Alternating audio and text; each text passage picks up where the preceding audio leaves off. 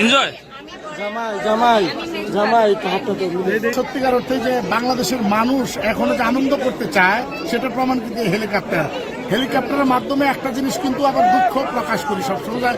জাতি হিসেবে আমরা ওই জায়গাটায় যেতে পারিনি। জাতি হিসেবে যেখানে যাওয়ার কথা যে আমরা স্বপ্ন দেখবো প্রত্যেকটা বাড়িতে একটা করে হেলিকপ্টার তুলি, সেই স্বপ্নটা না দেখে আমরা চিন্তা করি একটি এলাকায় একটি হেলিকপ্টার নামানো যায় কিনা।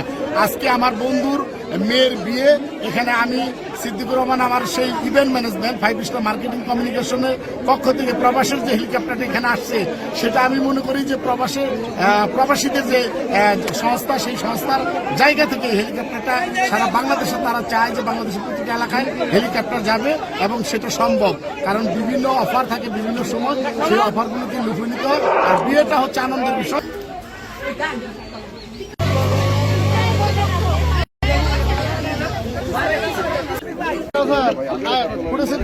একসাথে নাম নেই তো তোমরা বসে রয়েছে কেন ওখানে?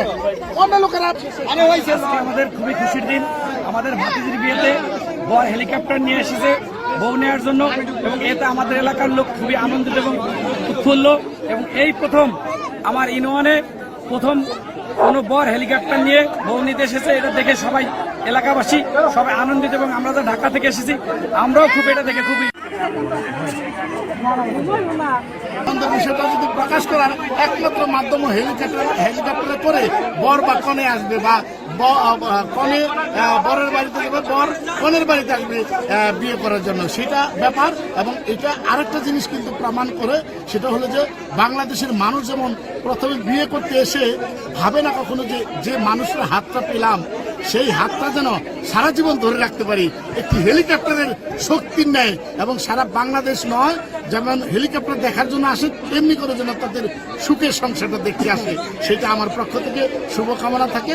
শুধুমাত্র আজকের বিয়ে নয়, যে বিয়েগুলো হেলিকপ্টারের মাধ্যমে হবে তাদের বিয়েগুলো হতে হবে বেশি বিস্তার লাভ করতে হবে একটা জায়গায়, সেটা হচ্ছে যত যাই বলি দিন শেষে সুখী হতে হবে এবং পরিবারের সদস্য নিয়ে থাকতে হবে, সেই কামনায় থাকি।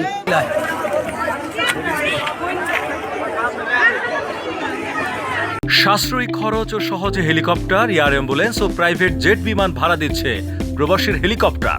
যোগাযোগ করুন স্ক্রিনে দেয়া নাম্বারে।